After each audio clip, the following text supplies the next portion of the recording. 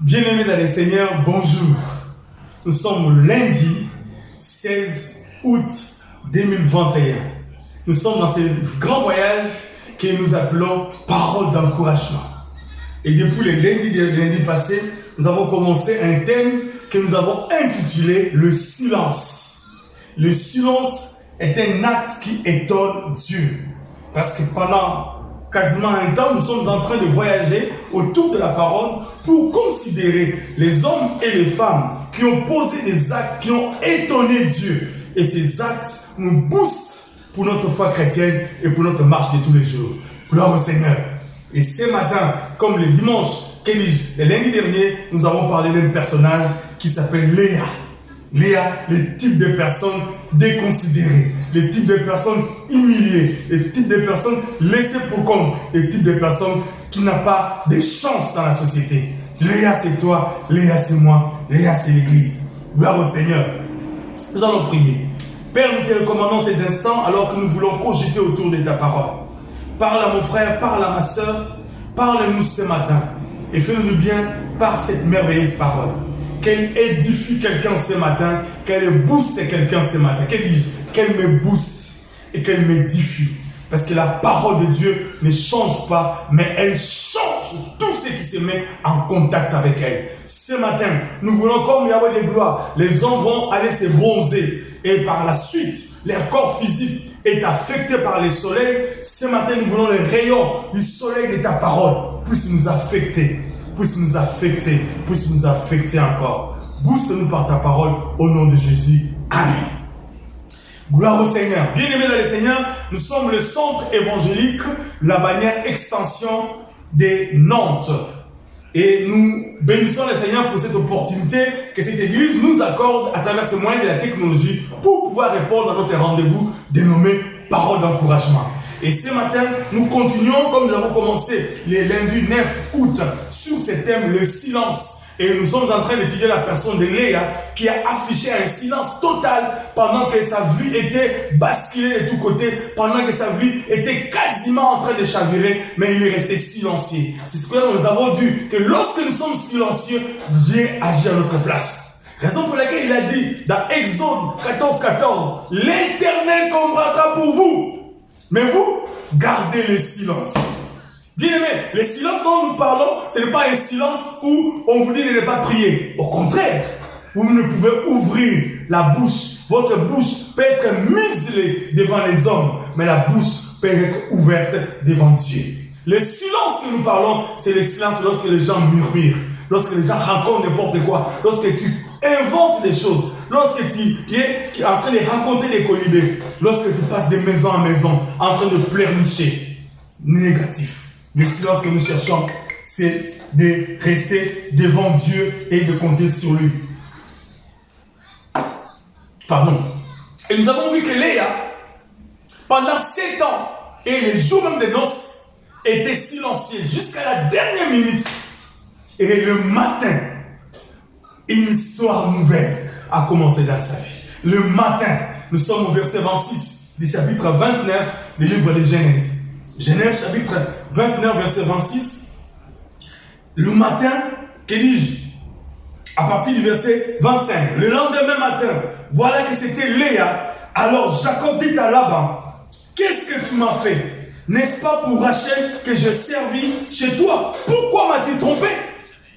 Laban dit, ce n'est point la coutume dans ces lieux de donner la cadette à l'aîné. Bien aimé, nous avons dit que la réponse de Laban était vraie, mais elle était mal mise elle était mal utilisée, pardon. Elle n'était pas dans un bon contexte. À la base, il aurait dit d'abord informer à Jacob que si tu veux prendre Rachel, sache qu'il y a un moyen aussi que tu prennes Léa. À moins qu'entre le moment où tu vas épouser Rachel, quelqu'un vienne épouser Léa.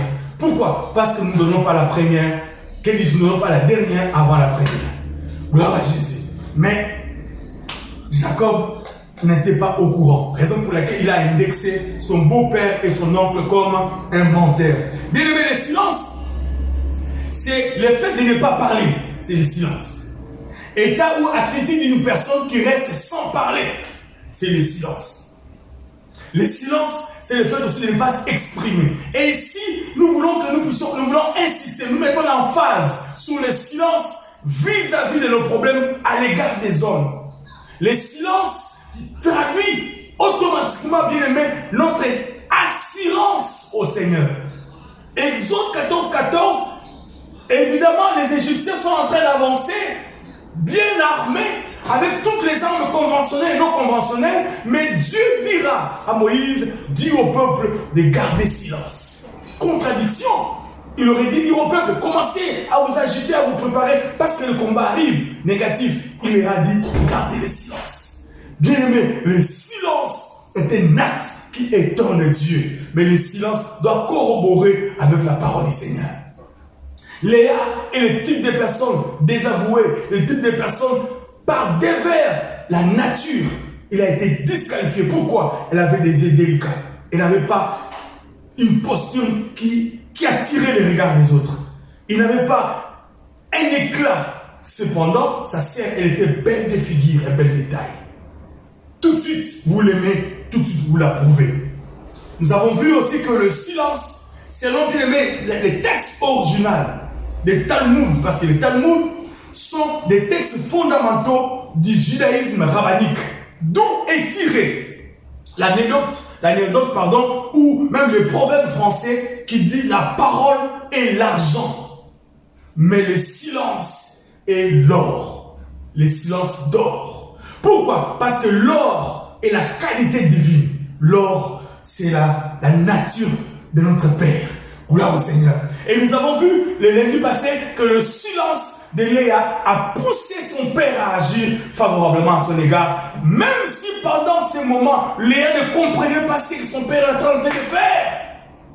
Léa avait comme l'impression que son père l'avait trahi, en train de demander à Léa de faire les ménages ou je ne sais pas quoi. Mais cependant, son père savait, fais d'abord ce que je te dis de faire maintenant, obéis d'abord à ma volonté. Tu comprendras ce que je fais plus tard. Waouh! C'est ce que Jésus a dit à Pierre. Pierre, ce que je te fais maintenant en train de laver les pieds, tu ne le comprendras pas plus maintenant, mais tu le comprendras plus tard. Ce que tu dois faire maintenant, obéis. Fais ce que je te demande de faire. Bien-aimé dans le Seigneur, et ce matin, bien-aimé, dit 16, nous voulons toujours dans ce thème-là terminer cette pensée de Léa avec une dernière pensée. Lorsque nous lisons toujours Léa, nous avons vu que Léa n'avait aucune qualité extérieure qui pouvait attirer les regards. Mais Léa avait des qualités intérieures, parmi lesquelles c'était le silence. Il y a des années, bien aimé, mon père, mon géniteur dans le ministère, mon père de la foi, mon pasteur aussi, le docteur Marcel Bomboko me dira un jour, mon fils, mon frère, dans cette situation, reste silencieux. J'ai dit, papa, silence. Il dit, tu sais quoi? Dans mon cursus, parce qu'il est docteur maintenant, dans son cursus universitaire, à un moment donné dans son parcours, elle a présenté une thèse où il a parlé du silence. Tous ses collègues pentecôtistes, comme nous le sommes, ah mais pasteur, comment tu peux parler du silence? Nous en tant que pentecôtistes, nous voulons le bruit. Bien-aimé, ce matin, pentecôtiste que tu es, sois silencieux. Reste silencieux, observe Dieu. Ne t'agite pas. Il a dit non, Dieu m'a mis à cœur d'écrire cela. Le silence doit aussi faire partie de nous, les vertus de nous, pentecôtistes. Quand bien nous aimons les bruits, gloire au Seigneur. Aujourd'hui, je lui donne raison, bien aimé. Excusez-moi. Je lui donne raison à 100%. Le silence est une vertu, le silence est une qualité, le silence étonne Dieu. Bien aimé dans le Seigneur. Le matin, Léa avait une nouvelle page dans sa vie. Léa a vu sa vie changer. Léa a vu sa vie être complètement et totalement différente de ce qu'elle avait avant.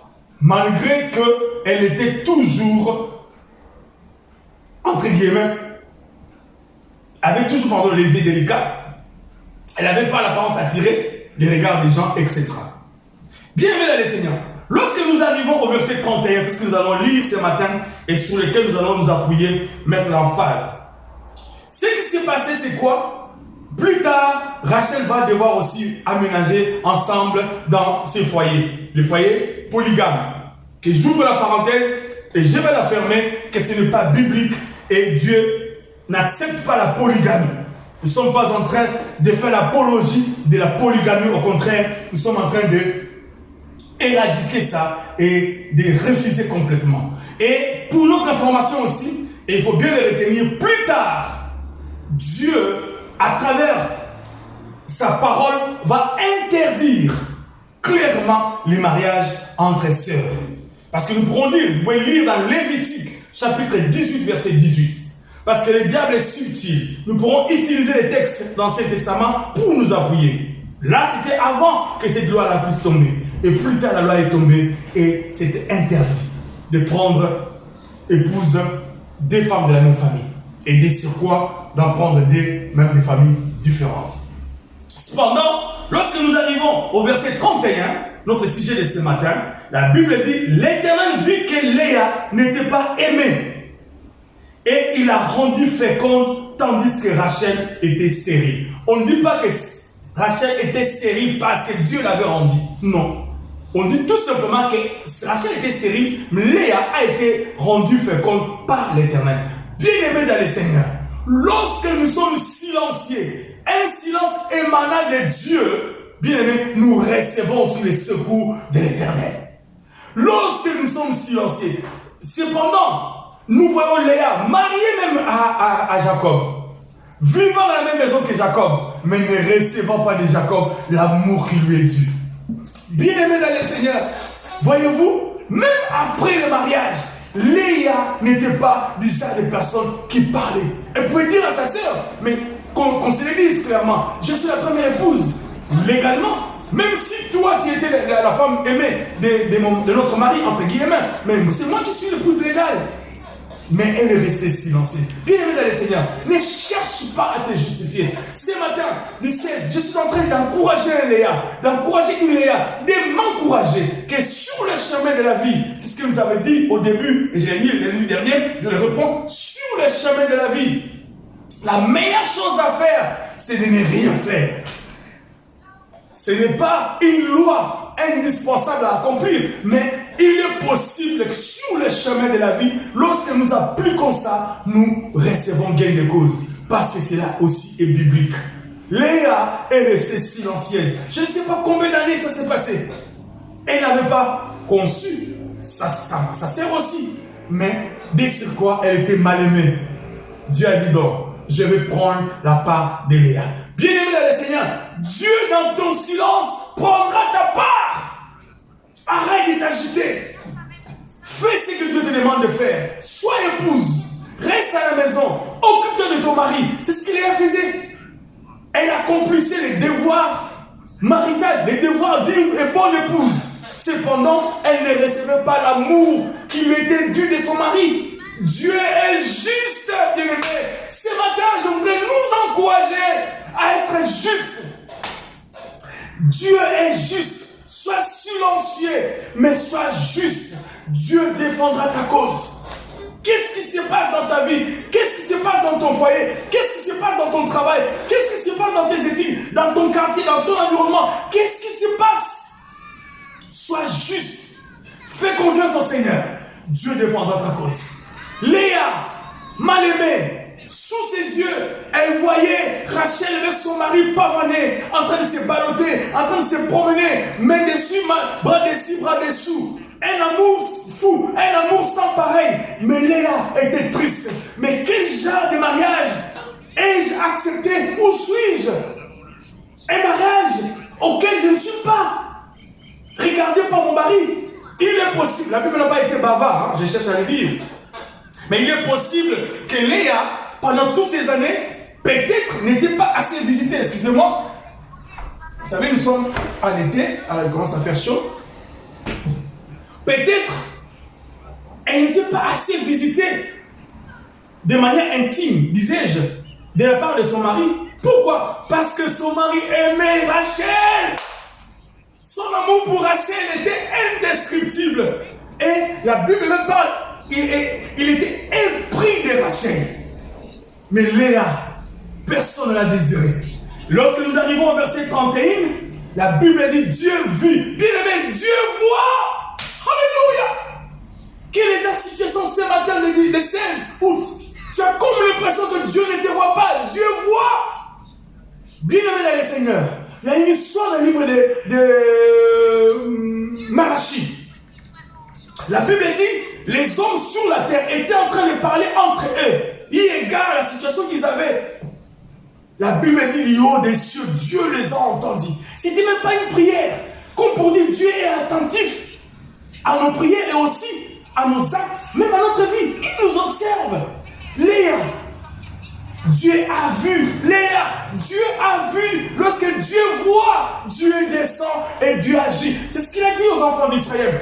Moi, il a dit à Moïse, lorsque vous lisez l'histoire, j'ai vu la souffrance de mon peuple et je suis descendu. Dieu a vu la souffrance de Léa et est descendu. Et ce matin, Léa, Dieu t'a vu. Léa, Dieu m'a vu. Léa, Dieu nous a vus. Mais sommes-nous des hommes et des femmes comme Léa? Ou sommes des hommes et des femmes qui racontent n'importe quoi, des colibés à gauche, des orgueilleux, nous voulons nous défendre nous-mêmes? Tais-toi, reste silencieux. C'est un acte qui étonne les seigneurs. Et évidemment, après cela, Léa a eu 4 enfants, vous le savez. Et parmi les 4, juste une parenthèse, il y a Judas. Vous savez qui? Judas, d'où est venu Jésus, le Sauveur. Donc en Léa est sorti le salut de l'humanité. Voyez-vous? J'ai fermé la parenthèse. Ça ne s'arrête pas là. Et si vous lisez l'histoire biblique, vous allez vous rendre compte, bien aimés dans les seigneurs, que dans leur parcours, bien aimés, Rachel est morte sur le chemin. Mais avant que nous puissions arriver, nous lisons un texte, toujours dans le chapitre 29, le chapitre 30, verset 1er. Lorsque Rachel, chapitre 30, verset 1er, lorsque Rachel vit qu'elle ne donnait point d'enfant à Jacob, elle porta envie. Mais comment, Rachel, toi qui as tout, tu portes envie vers moi, qui n'a rien? Bien aimé, le monde portera envie en toi parce qu'ils vont regarder en toi, il y a une étoile, il y a une grâce. Bien aimé, même si tu n'as pas l'apparence, même si tu as comme l'impression que tu es laissé pour compte, ils vont porter envie sur toi. Pourquoi? Parce que tu as Dieu en toi, tu as l'or, le silence, tu as l'or. Ce qui attire, c'est l'or. Waouh! Ce qui transcende les temps, c'est l'or. C'est l'or qui ne change pas d'état. Voyez-vous, l'or dans son caractère, c'est un métaux qui ne change pas. Au contraire, plus le temps passe, plus il augmente en valeur. Voyez-vous, gloire au Seigneur. C'est la qualité divine que Dieu veut que nous ayons. Voilà, la Bible dit, lorsque Rachel vit qu'elle ne donnait point d'enfants à Jacob, il porta envie à sa sœur. Et elle dit à Jacob, donne-moi des enfants ou je meurs. Ou je meurs. La colère de Jacob s'enflamma contre Rachel. Waouh! Jacob! La femme pour qui tu as travaillé pendant 14 ans et duquel tu as, je ne sais pas, engagé toute ton énergie possible. Jacob s'est mis en colère contre Rachel et dit, suis-je à la place de Dieu qui t'empêche d'être féconde? Elle dit, voici ma servante Bila. C'est là où elle va négocier à ce que Bila puisse partir et sortir avec son mari. Bref, et après, pour gagner du temps, Rachel va avoir un enfant et vous savez, il a eu Joseph et Benjamin. Et malheureusement, lors de l'accouchement de Benjamin, Rachel va mourir. Nous n'allons pas rentrer dans le détail, mais savez-vous que Rachel n'était pas une bonne femme dans son caractère. Elle était belle de figure, mais elle avait beaucoup de défauts. Rachel est parmi les femmes qui ont volé les dieux de son père. Pourquoi? C'est une voleuse, Rachel. Elle est une voleuse. Et dès sur quoi, elle vole la divinité. Quelle intention elle avait pour aller l'utiliser, prier ailleurs? Je ne sais pas. C'est pas un bon modèle, Rachel. Vous avez vu? Rachel envie les autres. Vous avez vu? Rachel, elle est déjà, elle murmure. Si on a elle murmurait, jusqu'à ce qu'elle mette son mari mal à l'aise parce qu'elle murmurait. Rachel n'avait pas la connaissance de Dieu. Comment peux-tu demander à ton mari un fils pendant que tu sais que quasiment toutes les nuits, ton mari vient vers toi? Donc, humainement parlant, ton mari te donne ce qu'il doit donner comme humainement sa sémence. Mais ce n'est pas à ton mari de créer dans ton ventre le bébé. Elle ne pouvait pas comprendre que c'est Dieu qui permet qu'il y ait un enfant. Rachel m'intrigue un peu. Elle m'intrigue dans son caractère intérieur. Faisons très attention. Vous qui êtes jeunes, qui voulez bien vous marier, eh bien, faites très attention. Priez pour mariage vous aide. Notre frère, le docteur Rémi, nous aide très bien. En fait, aide les mariés, les célibataires à pouvoir se préparer, les fiancés, etc. Le mariage. Prions pour prions pour mon mariage.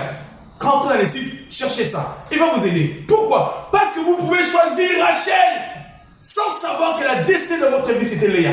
Et je vais terminer par là pour vous dire que le choix des dieux, le choix du Père dont nous avons vu l'année passée, c'était Léa à la place de Rachel pour Jacob. Mais comme Jacob tenait à ce que Rachel soit sa femme, on lui a donné quand même la femme.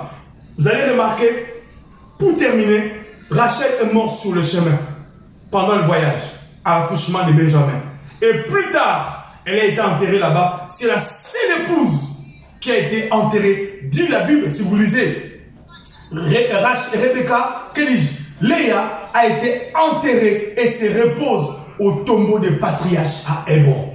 Les tombeaux qu'avait acheté Abraham, où il n'y avait que des patriarches qui sont enterrés là-bas, où Joseph avait demandé à ses frères de ramener ses os afin d'être enterrés là-bas pour que là, un jour, l'enlèvement soit accompli. Je vous fais une parenthèse rapidement. Voyez-vous, bien aimé, lorsque Jésus est ressuscité, la Bible dit, les patriarches se sont ressuscités aussi. Joseph avait la divinité en lui en connaissant que si il était resté sur le sol étranger, lorsque l'enlèvement, c'était le type de l'enlèvement que nous verrons plus tard, et lorsque l'enlèvement va se produire, il ne sera pas enlevé. C'est pour cela qu'il a tenu à ce que ses os soient enterrés sur le sol où l'enlèvement devait s'opérer. Ça c'est une parenthèse, on reviendra sur ça plus tard. C'est pour cela, lorsque Jésus est ressuscité, les patriarches sont aussi ressuscités. Qui sait si Léa aussi était ressuscitée? Parce qu'elle était enterrée dans la tombe où étaient tous les patriarches, même son mari plus tard. Bien-aimés dans le Seigneur, Léa est le type de personne que Dieu aimerait que tu sois. Léa est le type de personne que Dieu aimerait que tu sois. Même si extérieurement, même si apparemment nous n'accomplissons pas, nous ne remplissons pas les conditions humainement parlant que le monde nous attribue, mais de manière spirituelle, Dieu dit que les faibles disent je suis fort. Dieu dit que les pauvres disent je suis riche. Même si je ne suis pas riche, mais je suis riche parce que j'ai en moi l'or, la personne qui donne la richesse. Alléluia. Ce matin, Léa, réveille-toi. Ce matin, Léa, réveille-toi. Parce que tu as Léa en toi. Il y a Léa qui sommeille en toi. Réveille-toi. Ne choisis pas Rachel. Jeunes gens, allez-y, prions pour mon mariage. Vous aurez les conseils divins. Ne choisis pas Rachel. Rachel attire les regards. Mais Rachel n'a pas la vertu d'une bonne femme. Ce matin, soyez boostés, toi, Léa. Parce que tu seras enterré là où il y a les patriarches. Comme pour dire, tu vas participer à l'enlèvement parce que tu es le choix de Dieu. Que Dieu bénisse sa parole ce matin. Les silences et les types de qualités que Dieu aimerait que nous puissions avoir. Gloire au Seigneur. Nous allons prier. Adonai, merci pour ta parole ce matin. Nous avons encore compris, en ce lundi 16, que Léa est le type de personne que Dieu aimerait que nous soyons. Léa est le type de l'épouse. Léa a été enterrée à Hébron, dans les tombeaux des patriarches. Léa a été visitée par Dieu parce que Dieu a vu que Léa était délaissée pour que Léa conçoive. Léa a été choisie comme par hasard en dernière minute, même à la prolongation, pour qu'elle puisse monter sur les lits de Jacob. Et le matin, son histoire a été écrite différemment, écrite, Seigneur, de l'encre en or, écrite par le sang de Jésus, indélébile, et personne ne pouvait changer. Rachel, tu ne peux pas changer la vie de Léa. Léa est mariée à Jacob, et cela est écrit par le sang de Jésus. Et ce matin, Léa que tu es, Léa que je suis, nous sommes bénis, parce que ce qui est écrit par le sang de Jésus dans notre vie, elle est réellement écrit. Gloire au Seigneur. Père, merci. Et que ce lundi soit béni pour chacun de nous, et que nous puissions jouir d'y retomber de cette parole en ce matin. Pourquoi? Parce que la parole change l'histoire de quelqu'un. C'est ce qu'il est en train de faire maintenant dans la vie de mon frère et dans la vie de ma sœur. Pourquoi pas dans ma vie? Dans le nom de Jésus, nous avons ainsi prié. Amen. Bien-aimés, que Dieu vous bénisse et soyez bénis vous Léa, soyez bénis vous Léa encore et encore en ce matin. Bye!